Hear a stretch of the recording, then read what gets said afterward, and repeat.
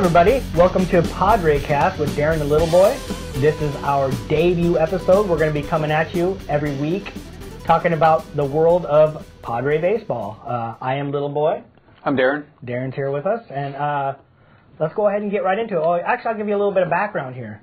I am a Padre fan, but Daren is a baseball fan. His team that he follows the most is the Cubs, but he is a huge baseball fan. When I watch baseball, I watch the Padres. I don't watch other games, I'm just a Padre guy. And so we're going to bring you a couple different perspectives, one from just a blinders on Padre fan, which you got right here, and eyes wide open baseball fan here. So when you're looking for the expertise, it's going to come from him, and when you're looking for the ridiculousness, it's going to come from right here. Let's be honest here. You agree with that? Kind of. Yeah. I'm not going to I'm not going to be like a Padre homer. I'm going to tell you how I think it is. Yeah, there are much worse Padre homers than me out there, by the way, but yes. I am still a Padre homer. Not the type that thinks that they're going to sign, A-Rod when he goes, we had some of them when A-Rod was becoming a free agent, and I never once thought we were going to get him. But anyways, let's start out. A lot of stuff happened. We're going to be talking during the season, more of like the last week in Padre, what happened during the season. But right now we're going to talk about everything that happened in the off season. Let's start out. New network. We've been with Padres have been with Cox 4 San Diego for 15 years, I think. And now we're moving on to Fox Sports San Diego, and we've had a chance to watch a couple of the broadcasts in the spring training, and now the first game yesterday. What do you think of the new network? I love the new network. I know it's not available on every cable outlet out there, but not yet. Then again, neither was Cox Channel 4. Yeah, Cox was. But although Cox Channel 4 was available on more than this one is, but so far what I've seen, I love it. I love the new.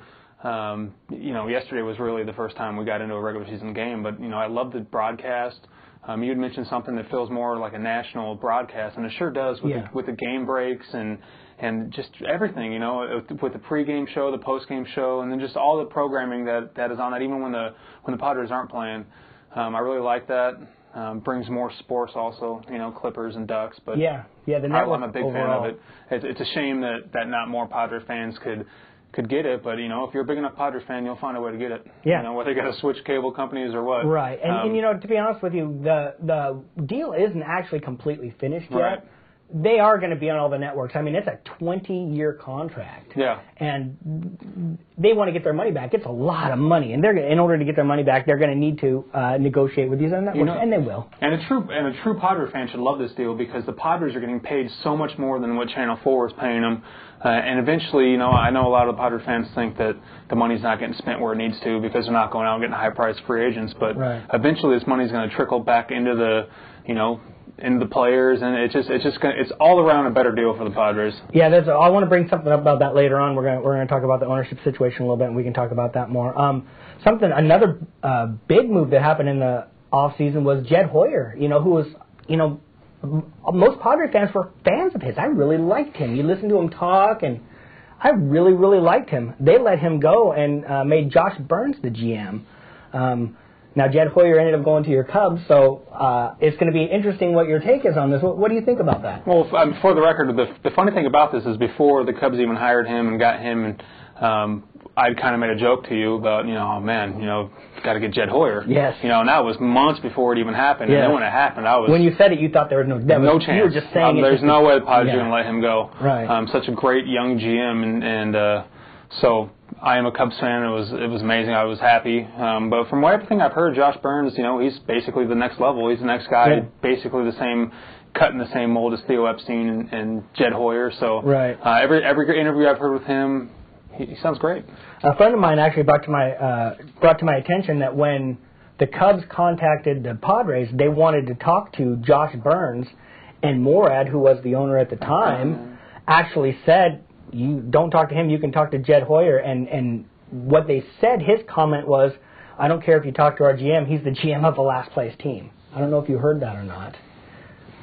Did you even hear that? I did not hear that, no. But I don't know if it's true or not. That's just something that Joe, actually, a friend of mine, had brought that to my attention. So I didn't know if You know. I'm sure before any deal is done, they're going to trash their GM. Yeah. Give me a break. Well, I mean, come on. So, I agree, yeah. So I think that's the problem we have here in San Diego is we have too many homer radio stations that don't say it like it is. Yeah. But you can put a spin on that if you want to. I actually am pretty happy with the moves that Josh Burns has made so far. Yeah, oh yeah, great moves. I was happy with the stuff that Jed Hoyer had done, except, you know, I'm not sure about the Adrian Gonzalez trade, and let's actually move into that. Before we move into the trades that were made, a couple things I want to mention. This is our debut episode, so, you know, still work in progress. If you want to call in, you can call in at 619-387-3457. Phone's always live. And then also, we are sponsored by ProSportsMemorabilia.com.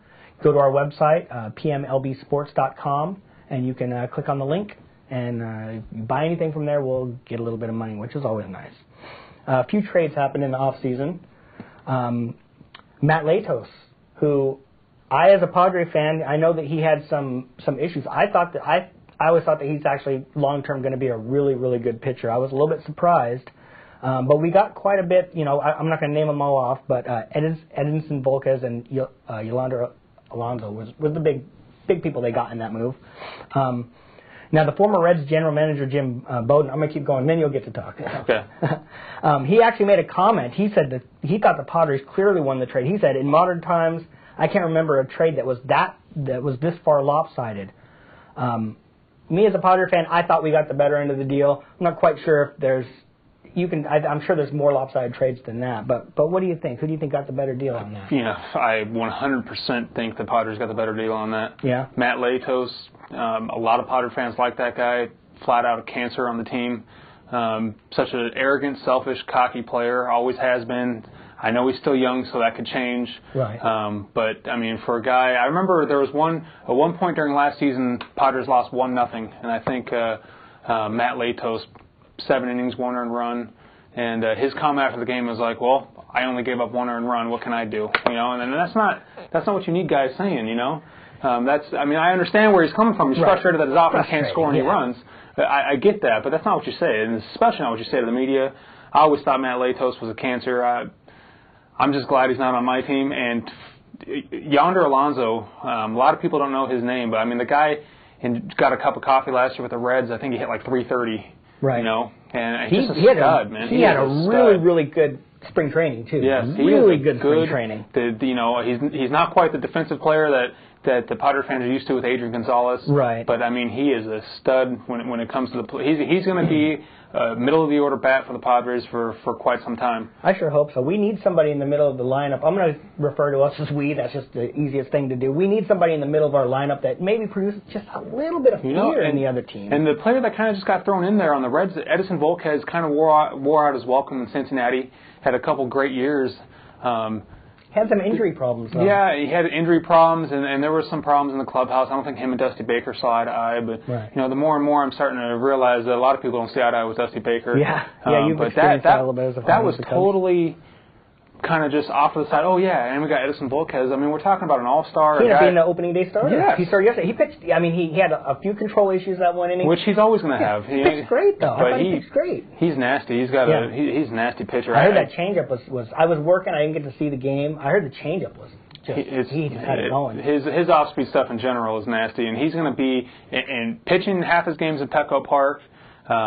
Look for big things from him. I don't want to spoil the end of the show, but I think he's definitely someone to watch. It's funny that you bring up the attitude of Matt Latos. Now, for those of you who don't know us, Daren and I actually were on an adult baseball league team together. I was more like the manager, and you were more like the superstar. Right. But we had some issues sometimes, you know, when you're in the adult league, every once in a while you hear something like that from a pitcher when somebody else, you know, makes an error behind you or something, and it's pretty frustrating as a teammate or as, we kind of co-managed the team, so we were both kind of in charge, and from our perspective, it was pretty frustrating hearing something like that. Yeah, and I can only imagine what on a professional level. Exactly. I mean, these guys are making, we're talking about guys making worst case scenario 25 errors in a season. Yeah. You know, I mean, how many balls get hit to them for them to, they're going to make errors, but I mean, give me a break, man. Yeah, you don't like that from, that was the point I was making, from where we were in adult just for fun. Really? How frustrating it was. Imagine for professionals how frustrating that is. You think that they're only trying to score one run, I mean, they're trying. It's not that they're not trying, it's just, sometimes it doesn't happen. So, short-term, long-term, you think that the Padres probably made out better on that? On both ends. Short-term and long-term, absolutely. Absolutely. They got rid of a big problem in that clubhouse, I think. Yeah, you could be right. We'll have to see. I'll be interested to see how Latos pitches this year. That Great American Ballpark is... It's a bandbox. Yeah. Yeah, no, he's got some head issues, too. If he starts giving up some runs, we'll see what happens. I personally hope he gets raked, because I can't stand the guy. Yeah, you've never been a fan of his. Now, one of the big trades that Jed Hoyer made was Adrian Gonzalez. I don't blame him for trading him. I understood why, in the market we're in. I understand. I think the Padres can be a little bit more aggressive money-wise, but they're never going to be, the $200 million team. It's just not going to happen. It's funny. Padre fans... I'm sorry, do you want to finish? No, keep going. Padre fans... They complain about not hanging on to their superstars, and one of the worst things that could have happened to the Padres and their fans this season was Joey Votto getting locked up to that mega deal. Yeah, you're right. That is a good point. 12-year deal, and you know what? Cincinnati Reds aren't any bigger of a market. Isn't he like 25% of their salary now? Oh, man, you know what? But he is, he's the guy. He would be Cincinnati's version of Adrian Gonzalez was to the Padres. So, that doesn't really help Padres' case much. No, the Padres got Casey Kelly, who had a good spring training as well, pitcher, and Anthony Rizzo, who came up and had a great first game for the Padres, and then he turned into the windmill that, I don't know, I didn't follow him too much this spring training. I'm not sure how he did because now he's a Cub. And then we got some other people, Eric Patterson who's gone, whatever. Will anything come of that? You think we're going to get any? You think Casey Kelly is? I don't know if we're going to get anybody that's going to be worth the Adrian Gonzalez trade, but at the same time, you think Casey Kelly's going to? Well, the problem is you can't compare these players to Adrian Gonzalez. Right, you're not. That's what I'm saying. You're not gonna. In 3 months past when they made that trade, you're not going to get anything. Right. You're just going to lose Adrian Gonzalez. The Padres had zero chance. They could say whatever they wanted to say. They had zero chance of re-signing Adrian Gonzalez. Right. So the fact that they were able to get a young superstar in the making, we've yet to see, but Anthony Rizzo, everyone's saying... Who since traded. But. Yeah, but everyone's saying that guy was going to be, the next great power-hitting first baseman. I remember at the time of the trade, everybody was saying Hoyer it was a great trade from the sense that the Padres had no leverage. No leverage, yeah. No leverage, and he ended up getting some decent players. Now, I didn't research who we traded and got for... Well, we got Cashner for Andrew Cashner, that's a eighth inning guy, and who knows if he turns into a closer, but he wants to start, actually. You know what? It's funny you mentioned that because he was the Cubs' fifth starter last year, making his first start of the season. I think he went like 6 scoreless innings, was absolutely dominating, and then after the game he had shoulder tightness, didn't pitch again until September. Yeah. So he's a stud, man. He's that guy. I think he hits 101, 102 on the radar gun consistently. Yeah. And yeah, he's a good pitcher. So we can count him in as part of the Adrian Gonzalez trade. Absolutely. So between him and Casey Kelly, we might get some something come back from it. We're never going to get the quality of Adrian Gonzalez, but nobody expected us to. Yeah. We're going to touch on this real quick. Ownership situation in San Diego. I don't really understand exactly all the moving parts. And I know you're not interested in it too much.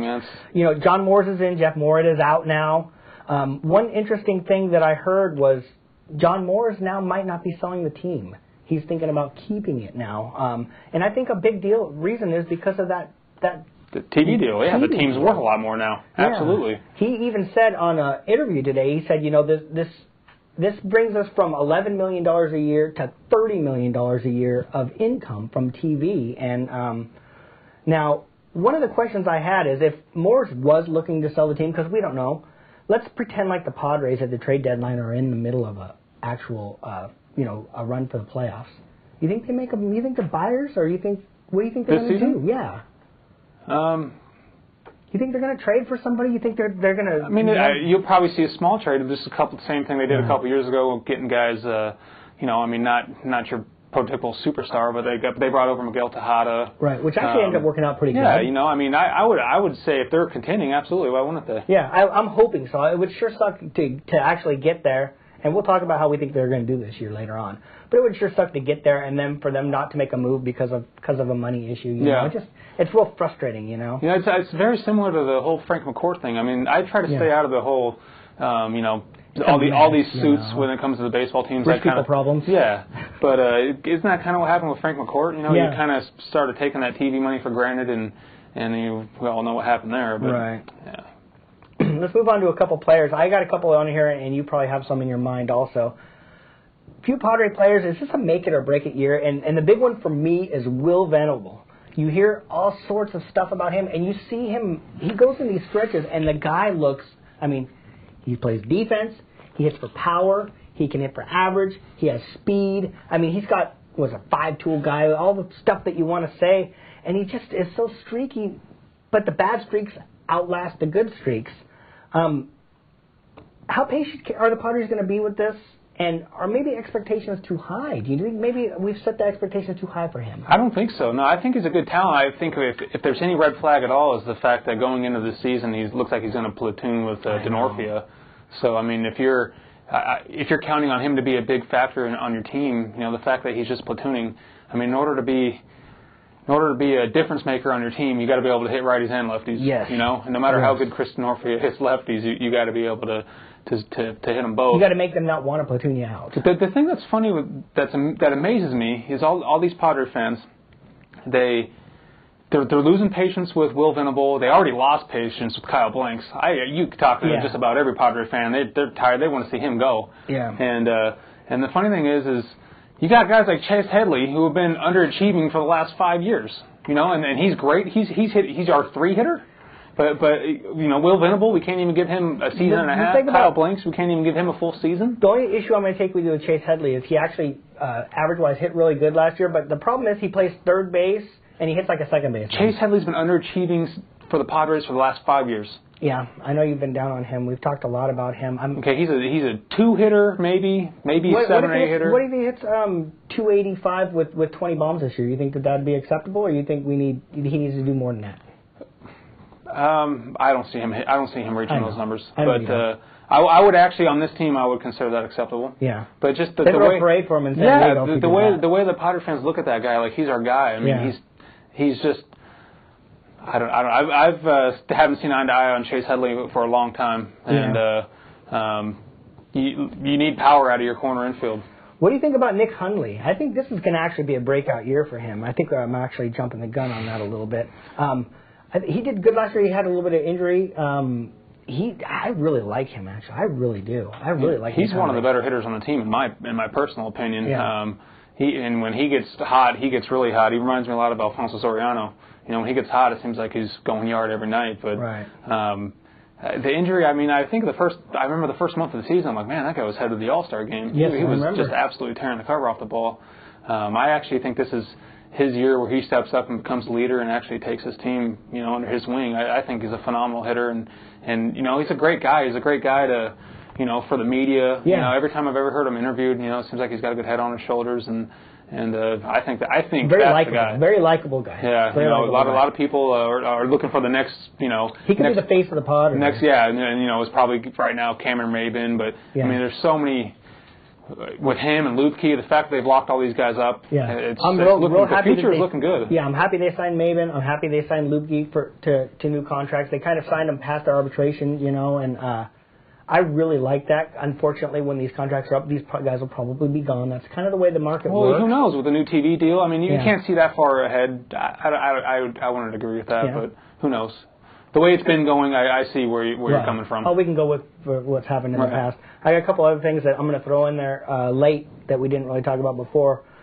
Heath Bell gone, Houston Street in. What do you think about that? I know that you never liked the way Heath Bell tied his shoes. You had a big problem with the way his laces were. I'm not a big fan of the goofy bunny ears hanging out. You've never been a big fan of his, and at the same time, you always said, I'd take him in a second. Of course. You know? Of course. He's one of the best closers in the game. What do you think? You think there's going to be a huge step down going to Houston Street? Or do you think Houston Street's going to step up, you know? You know, Houston Street was pretty rock solid for the Rockies and pitching in that ballpark. I really do think these pitchers come over to Petco Park, and it almost lowers their ERA by a run. Yeah. Look at guys like Aaron Harang. He got off to a good start, and I'm like, it's something to do with Petco Park. And by the way, Padre fans, I get tired of you using Petco Park as an excuse. Okay, because the Padres it's should an go. Advantage too. The Padres should go to any park and not be driving the ball out of the park consistently. So, but anyway, that's neither here nor there. One things I wanted to bring about the Padre hitters is the Padre hitters are like Russell the Muscle Branyan, and except without the power. They all are windmills and they don't hit bombs, but they strike out like home run hitters, like Rob Deere, like a team full of Rob Deers without the power. Petco Park. There's one place at Petco Park that's hard to hit it out, and that's right center field. Right. So righties shouldn't have this problem. Did you see that home run Kevin Maben hit last night? He absolutely tattooed that thing. Oh, yes. I mean, I just don't buy it. The problem is the Padres have always taken these guys like Brad Hops, who are 3 years past, a good performer, and expect too much out of them. It seems to me that in the past few years, the Padres, for a player who's maybe struggling with their career and needs to turn around, if you're a hitter, San Diego is the wrong place to go. If you're a pitcher, that's where you go. You sign a 1-year deal, you pitch good. I mean, we could go through there's so many of them that just come in here, they have a pretty decent year, and then they go sign their contract somewhere else. Aaron Harang is the latest. But there's been quite a few of them. Every year it seems like that. It's happening. No, I agree. But to go back to your question, I mean, obviously, Houston Street is not Heath Bell. I mean, Heath Bell is an all-star, one-of-a-kind closer. He's always in the top 5 in the National League, so he's not going to be able to replace him, but he's going to have a solid year. He's a solid closer. Yeah. Has been for a while now. So, I don't see, although it is a step down, obviously. I don't think it's a big step down. It's not that big of a step down. I don't think it's really going to affect the team. It's definitely not going to be like the whole of this team, I don't think. No, I agree. We're running over 30 minutes now. We're going to get a couple more. Most of the episodes are not going to be this long, but it's the first one of the year. We got a lot of stuff to talk about. Carlos Quentin on the DL. He was a big acquisition in the offseason, and it's funny. I wasn't as big on him when he came in because he always seems like he's been injured the last few years. Yeah, and that was my biggest worry. And then he gets hurt, and you can't. The guy's hurt. It's not like he's faking it or nothing, but he was having a fantastic spring too. And Tim Stoffer's on the DL. He's a solid pitcher. I really like Tim Stoffer.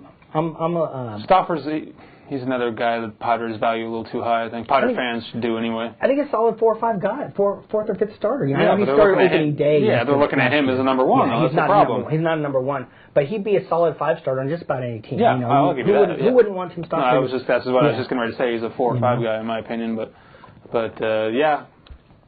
Carlos Quentin deal. I mean, they basically got him for a couple prospects that they weren't even really high on. I mean, is he going to make a splash this year at all? Or when he's healthy, he's absolutely going to. Whether or not he could play, 140 plus games, we'll see. I mean, I don't say 140. It's not looking good. You think he's going to play over 100 games this year? That's not. See, 100 games is not a good thing to reach for. It's not like, man, we got 100 games. That's what That's why I put it at 100. So I mean, I'm worried that he's going to play less. If he doesn't get to the 100 games, the Padre team has no chance. Yeah, has no chance. What do you think? You think he's going to play over 100 games? I do. I think. I don't know. I always like to give guys benefit of the doubt. I know you do. The guys, him, Grady You've been a fan of his. One. You've been a fan of his for a while. I know. I remember when he was on Arizona, they used to have a program on a network that doesn't even exist anymore, but they kind of followed some of the young guys. Do you remember that? I do remember that. You pointed that out to me, and Carlos Quentin was one of the guys that they followed. I do remember that. No, I'm a fan of Carlos Quentin. I like the way he attacks the ball. I mean, the guy's a great hitter. Yeah. So if he could stay healthy, I mean, this team needs him to stay healthy. Let's put it that way. Yeah, I agree with you there. He's a. I just hope that he hasn't gotten off to a good start, but no, he hasn't. He got off to the start that I kind of thought that he would, to be honest with you. Okay, let's move into the last part we're going to talk about. Odds makers, I've seen different odds. But the one that I see most, the odds makers set the over-under for the Padres at 70.5 games. I think that they're underrated. I actually think the team is better than it was last year. I think the NL West is actually a very difficult, very tough division compared to years past. It was kind of a weak division. I think that it's a real strong division, and as a Padre fan, I'm realistic. I don't see us winning this division. There's got to be, I got to think in my mind that there's always a chance that we can just get super hot, everything comes together, and we grab the wild card, And there's an extra one this year. Yeah, and there is an extra one, so if there's ever going to be a chance, I'm asking you over, under. I'm right on the record right now. I'm going to tell you over. I think they're going to win over. You know what? I don't think that's a homer pick because I might surprise you, but I think they're going to go over that too. I'd be really happy to see them play 500 ball this year. Maybe and then who knows, if they're playing 500 balls, they get hot, then they got a chance to make the playoffs. You really only have to play a few games over 500 to have a chance to make the playoffs. Yeah, I don't see them having any chance of winning the division. I think here April 6th, Arizona's already got that wrapped up in my opinion, but. You think Arizona's going to take it, huh? I do. They got so many young bats, and I do. I think Arizona wins this Giants division. got the pitching, though. Yeah. The Giants can't score runs. Yeah. The Giants are the Padres of a couple years ago. Yeah, that's a good point. Great pitching staff and no offense. The Diamondbacks Or team. if JT Snow's available, maybe they could bring him back. So, the Diamondbacks seem to have a perfect mix of, pitching and offense. Yeah. But with that said, no, I think they're going to win. So we got to win 71 games. I'd pick the over. Yeah, I think that's a pretty safe bet. A lot of teams, a lot of guys underperformed last year. Especially the guys at the middle, Bartlett. Yeah, Bartlett. That's something that we never really got into. I'm not a big fan of either one of those, to be honest with you. Well, it's hard for Padre fans to be fans of them because they kind of disappointed the place last year, and they really did, especially Orlando Hudson. Yeah, that's the big one. I was really happy when they brought him in. I remember you were big on that. You said you're going to be really happy with this guy when he comes in. Now I'm starting to realize why the guy bounces around so much is because he's kind of a.